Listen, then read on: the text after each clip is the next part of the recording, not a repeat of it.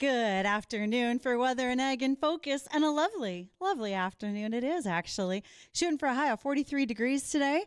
This March weather ought to be a lot of fun. Maybe a little bit of chance of snowfall late in the week, but overall, it's going to be nice. For all of you who are planning on still getting some things done outside, in winter sports, you have the chance. I will say it's softening up, and that makes it a little messy for upcoming calving and lambing.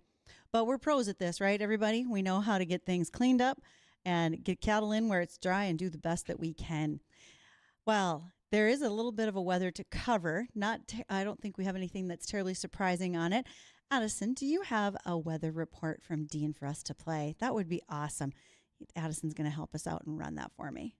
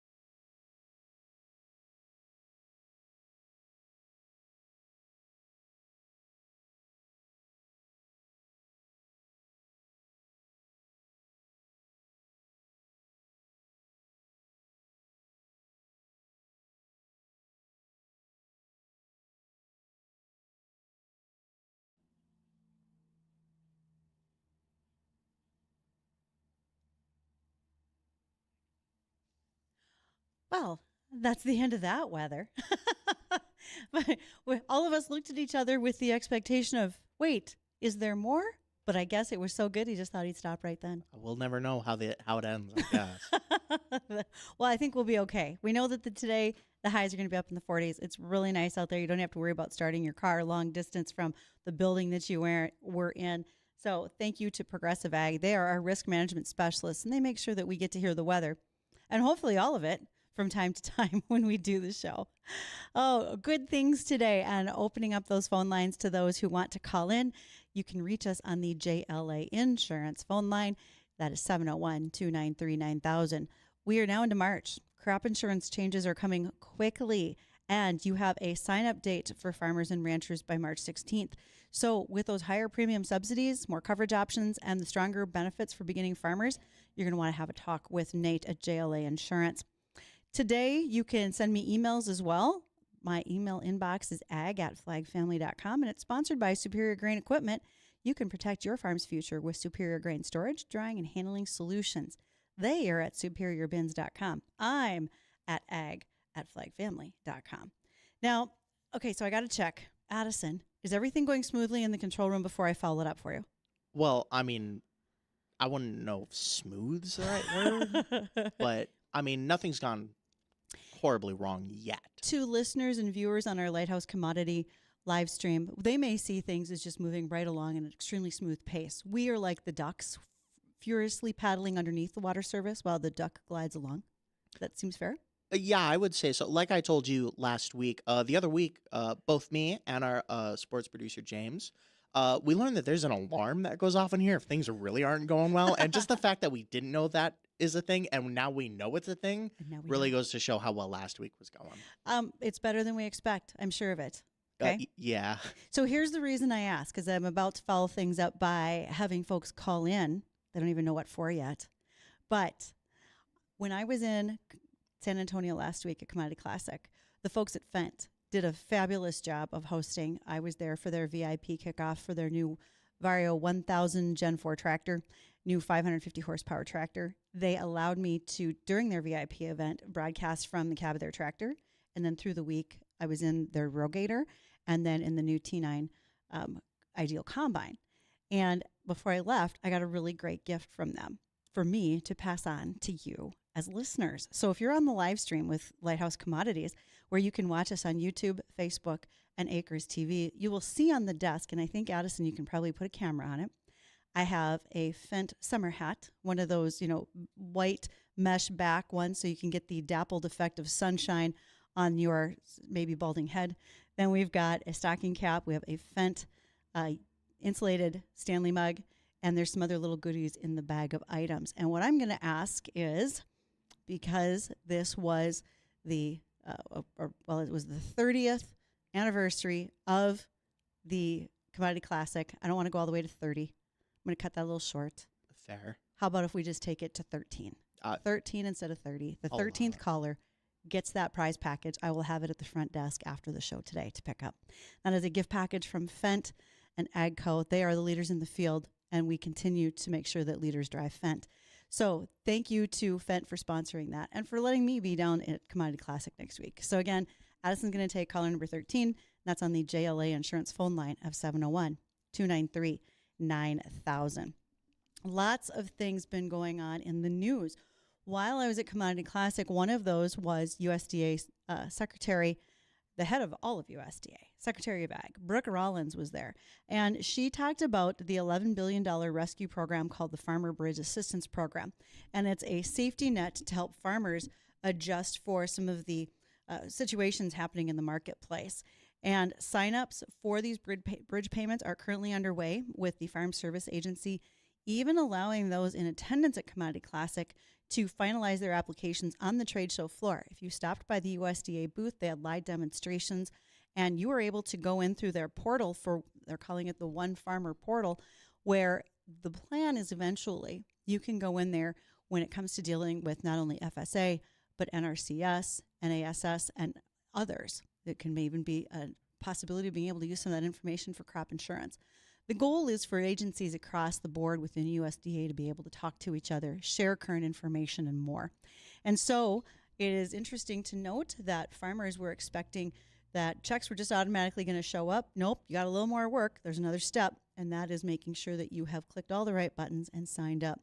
If you have questions about making sure your signups are accurate for the bridge payments that should be coming here end of February, early March, you're going to want to call your local FSA office and have that discussion with them.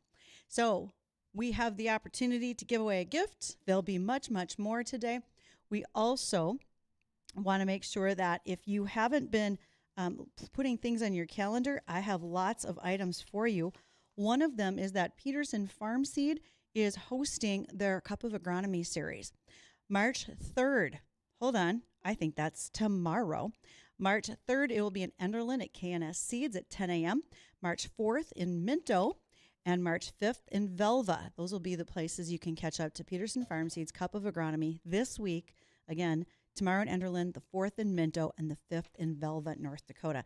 So take advantage of that. Also, Kerr Auction Service is hosting another retirement auction. It's happening right now and will close tomorrow at 10 a.m.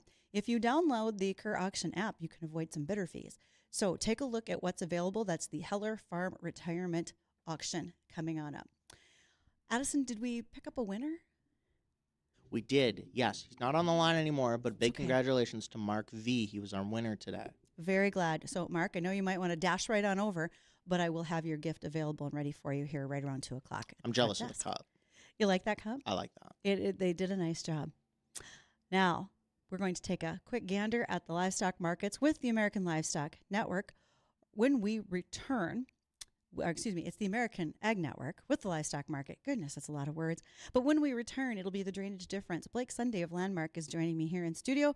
I got some questions. We've even got some articles to critique, you might say, about what's going on in other areas. So when we come back, we'll do the drainage difference right after this.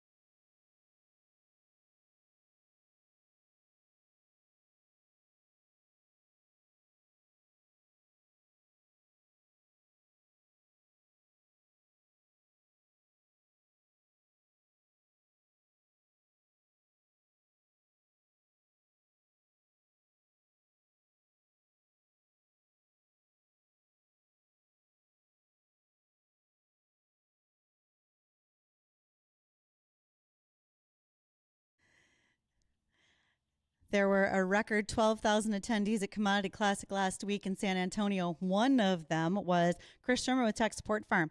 He had the opportunity to walk around and was met by folks right there on the trade show floor, and they did the fence check assessment with him just to gauge where their cybersecurity is at. Is it good, or could it use some improvement? And there was a number. Well, they needed some improvement. Maybe yours does too. You're going to want to get a hold of Chris. Go to techsupport.farm and do the fence check assessment to see where you stand in your cybersecurity for your farm, ranch, and agribusiness. One of the other attendees is joining me today, and that's Blake Sunday. He is with Landmark Company. So, okay, Blake, what did you get out of going down to San Antonio? I know you didn't have a booth, but how did the show go for you? The show went really well. We, like Max said on Friday, we've seen a lot of familiar faces. Enjoyed talking with our existing customers and new prospects, and then just seeing the technology and the changing in the farming industry as a whole of all the stuff that they're unveiling and stuff at the show.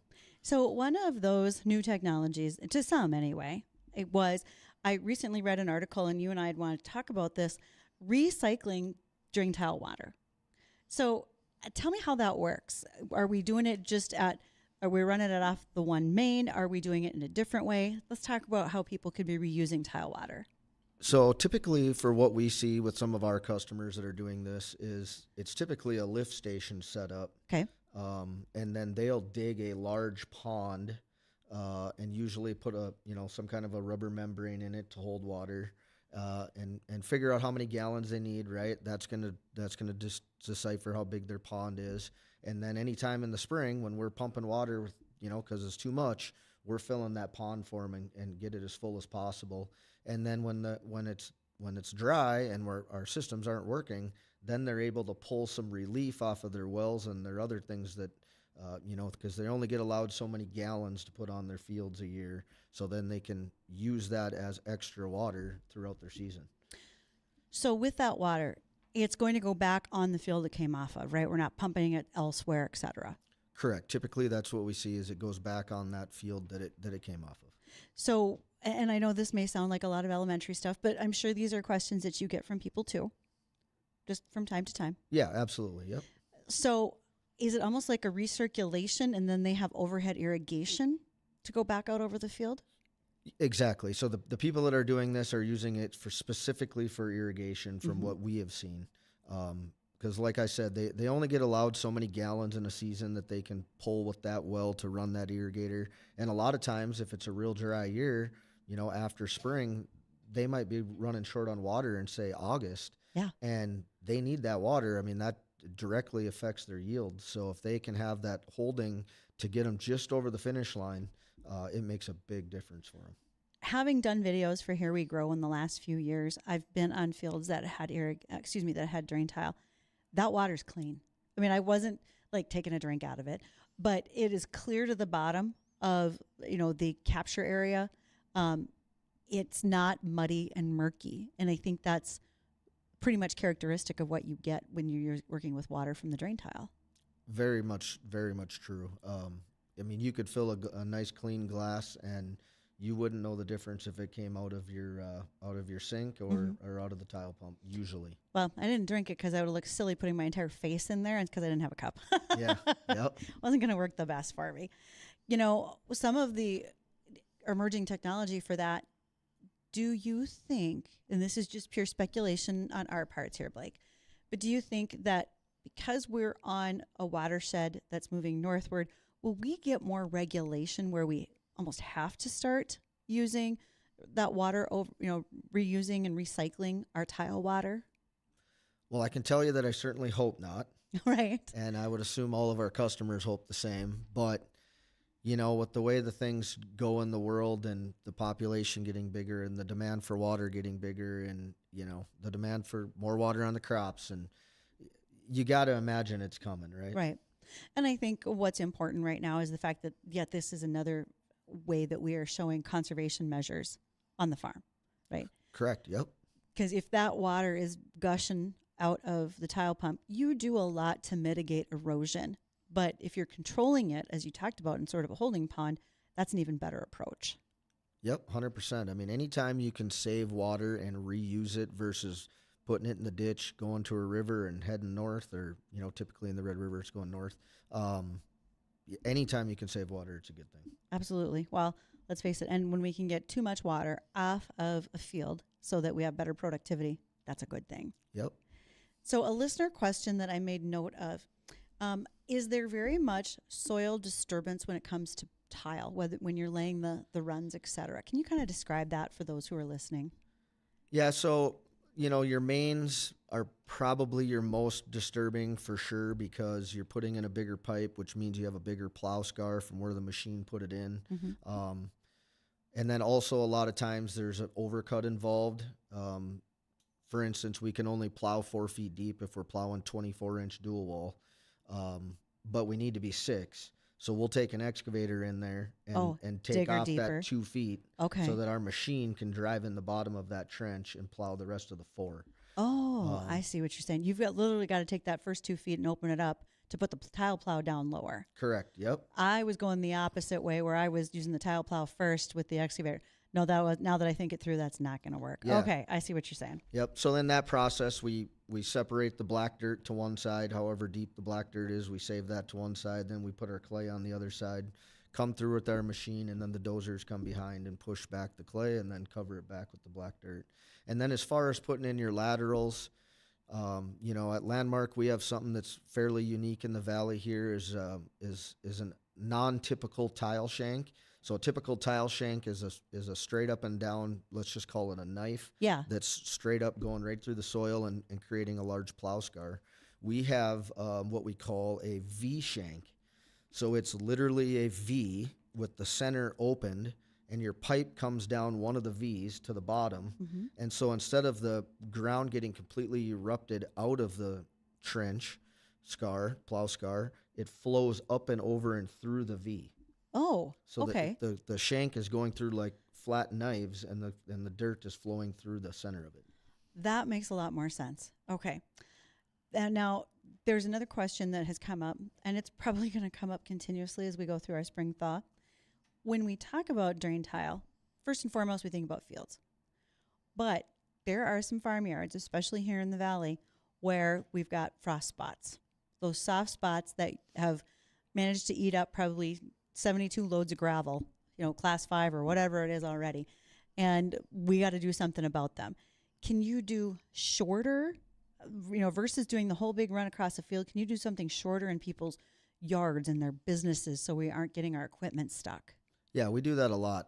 Okay. It's typically in the summertime because we're a little slower with the crops in the field, and obviously we can get in their yards. We've done several potato warehouses. We've done farmsteads. We've done building sites for where they're going to build. It's actually a new house that the guy was going to build, and the water table was just too close to the surface. So we set a lift station and a mini lift station, I should say, with like a sump pump in it, and lowered the whole water table for his yard so that he could come in and do construction and build his house.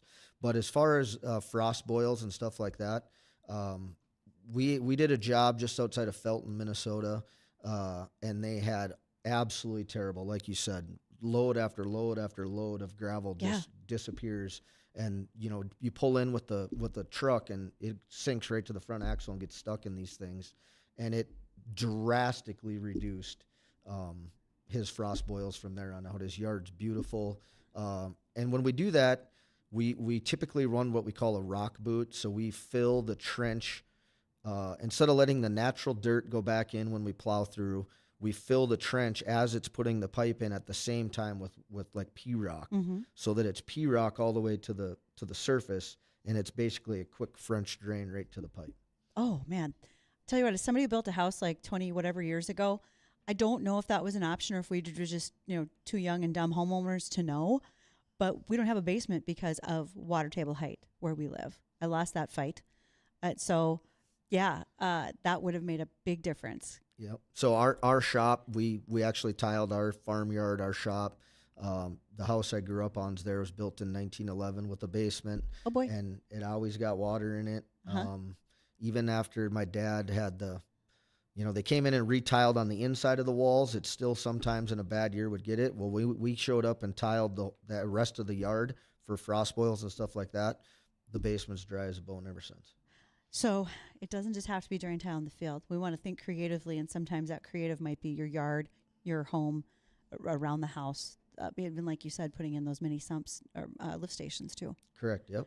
Well, for folks we now have sparked a light bulb for them, Blake, who and where can they call in order to have a better discussion with you? They can get a hold of us at our office at 218-284-2936. They can go on our website and request services there, which we've gotten several, so I know it's working, at www.landmarkteams.com. Outstanding. Well, so we've already noticed that Dean's weather got cut short for whatever reason, that the American Ag Network livestock report didn't play due to a glitch. I'm really hoping that we have bottom of the hour news now that I've announced it. We'll see, Addison. It'd be funny if we didn't. Maybe not. So, all right, we're going to take the news. Blake, I will see you back next month in April, the first Monday of the month, for the Drainage Difference with Landmark Companies. Thanks, Bridgette. Thank you.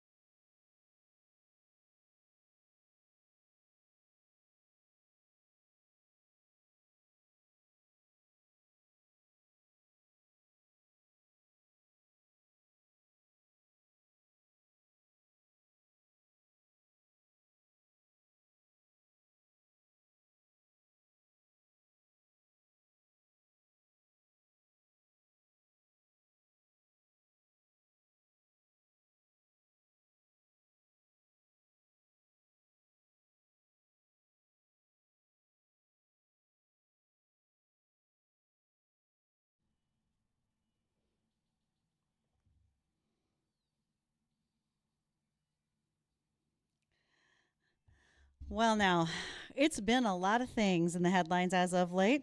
Let's talk about a few of them that are happening agriculturally as well. And one of the things that I want to also make sure to reiterate is that if you would like to apply for our Cass County Farm Bureau sponsored Assistant Ag Director internship, you certainly can. I have got students for March, looking forward to filling more students through April and May.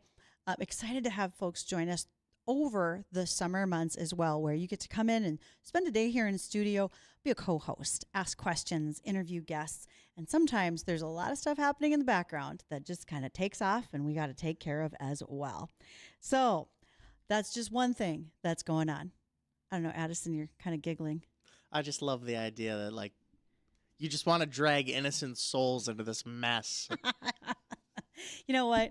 We're a fun mess. We are. You know what? We're one of the funner shows. We keep Oreo cookies in the snack drawer. Although the one day I said, well, if you need something to eat, go get an Oreo. And Addison's texted response back to me was, what kind of animal thinks that you're going to eat an Oreo cookie without milk? I just don't know how anyone are there people that just wake up and they're like, I know what I'm going to do. I'm going to eat a mouthful of cookies and not drink any milk. You're just not wrong. Eat sand. You're not wrong. I realized my error after saying it. We need to get like those tiny little cartons of like True Moo that they do at like high schools. That would be fair. Keep some around. I will tell you this: when I was in high school, we were still dairy farming. My dad worked with other local dairy farmers to bring a milk machine to our high school. Really? So we had your traditional Coke and Pepsi, but then we also had a milk machine that dispensed vanilla and chocolate, strawberry, and occasionally crazy things like banana flavored milk. I'm still hung up on the fact that you guys had a pop machine. You didn't? No. Oh, apparently we had dentists who didn't care. We did have an ice cream machine for a little while in 7th grade, and then What? Did somebody make that and keep it in their locker? no. That's the only way we were going to get one. No, but we did. There was a year where we all did make ice cream machines in science class. Well, we just dissected stuff, so it's hard to say which one of us was cooler. I'm not. Okay, well, if someone really has been paying attention to the deep Addison lore that's been dropped over the last few years, they might be able to figure out where. I'm not going to say right now, but where I went to high school, my science teacher in 11th grade, I don't know if he was like planning to retire or what, but it was like it was like the first day of that year, and he'd been my science teacher for a couple of years. We all got into class. It was one of those science classes, though, where you had to like elect to take it. It was one of those like credit things. Yeah.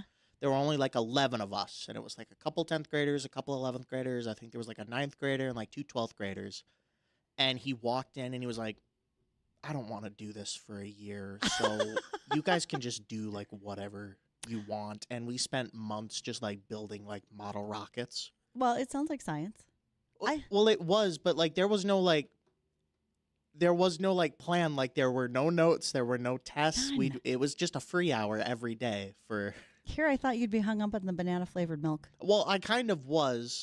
but then a distraction happened. No one remembers banana flavored milk. I have vague memories of it from when I was like really little. Yeah. I asked some friends about it a couple weeks ago because we were talking about different milk flavors, and people thought I was crazy. Nope. It's real. Yeah, it's real. No one I'm not going to remembers say it. it was the best move ever, but it was real. Yeah. And then we'd get sport shakes. Those were also like, think of them as the precursor to athlete recovery milk. There. That's my best way to describe them. They came in little metal cans that looked like the pineapple juice cans you get. I really want some strawberry milk right now. Somebody must want some strawberry milk. I did, in fact, see we had someone calling, but you and I were busy talking, so maybe if that person wants to call back on the JLA insurance phone line of 701-293-9000, maybe they have a banana milk story we need to share. I'm just saying, if anyone listening has any kind of contacts to Cass Clay, they do a mean chocolate milk, they could do a mean strawberry milk. Someone get on that. We're going to be on it. One of the other things that we might want to be on, Farmhouse Fraternity at North Dakota State University is certainly a builder of men, and they are looking to do philanthropy projects throughout the year.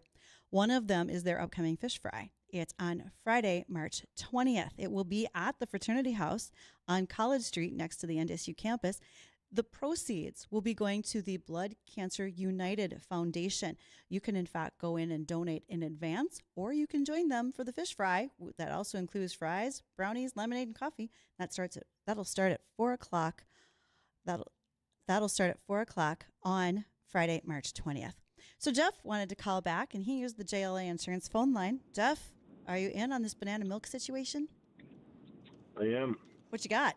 So, and maybe you know about this already, but they have at Costco they have like a 20-pack of the little milk containers with the straw, I think. Yeah. Or no, I think might have a cover on top or the straw. Anyway, they're I think it's organic too, and they don't have to be refrigerated. Oh, there is a shelf-stable milk that is being done. It's not as prominent in the U.S. as it is in other countries, but yes, there is a way to pasteurize for that. So you could buy a whole thing of them, and you wouldn't have to keep them all in the refrigerator. Just throw a few in there at a time. Blake, excuse me, Addison, we could put those in our snack drawer In the snack in drawer. the weather office. Also, one of us is going to have to get a Costco membership.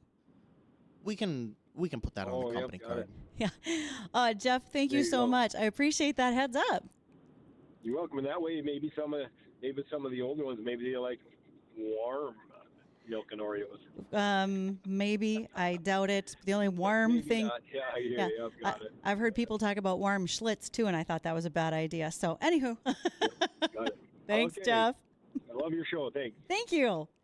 We appreciate guys like Jeff listening and wanting to chime in today. Today's just a little bit of fun. All sorts of headlines and things going on. We get a little off track on way. We do indeed. We were never on track today, though, to be fair. We tried. It's been a hectic Monday here, but we're okay. We don't have to tell people it was bad. We're like that duck gliding across the lake, just pedaling underneath. We can lie. We can simply lie. Now, as far as some things that have been going on that aren't maybe as much fun as banana milk and positive, down in Oklahoma, they have been hit very hard with wildfires. Over 300,000 acres have burned as of late. Earlier today, a convoy of trucks took to highways and delivered bales of hay to northwest Oklahoma and southern Kansas that have been hit by those wildfires. This effort came after wildfires have spread across the states. They have burned not only fencing, but also pasture land, cattle that were unable to escape the area, and so much more. Our hearts and thoughts go out to those folks. That's 3 times as many acres as what were burned here in October of 2024 in northwestern North Dakota. Now, firefighters in that region have said that if you were to look at a kid's sandbox after all the vegetation burned off, that's what the area looks like after these wildfires pass through. It has just decimated them. It's not only the loss of grazing lands, which now as we approach spring, hopefully we get some rainfall down there and those folks are able to see a resurgence in grass. It's the miles and miles of fencing that has been destroyed. Animals are still being found and collected. There were a number of animals that had to be euthanized because of smoke inhalation, burns, and so much more. And so there are places that you can indeed donate not only hay, but also straw for bedding for calving. You can donate feed stuff. You can donate a number of fencing items as well, whether it's wire, post, and so much more. And if you would like to do that, you can reach out through the cattlemen's organizations in Oklahoma as well as Kansas. There are other private organizations in smaller counties. If you know of any and you want to send me that email, ag@flagfamily.com, I will be happy to share other places where you can, again, help out with others who have lost so much right now with those wildfires. And it feels especially difficult because a number of those cattle were bred, they were pregnant, ready to calve, and so you would lose not only the cow but her calf. And then additionally, as we see such low numbers in the U.S. herd, and to lose more really affects us as far as our markets are concerned and the number of head that we can raise and continue to increase our herd size versus where we're at today. More to come. We still have plenty of stories to discuss. And if you have questions and you want to give us a shout, you are welcome to. Again, that JLA Insurance phone line. During this break, I'm going to take a chance to check my email in case y'all sent me anything good. And we'll be right back.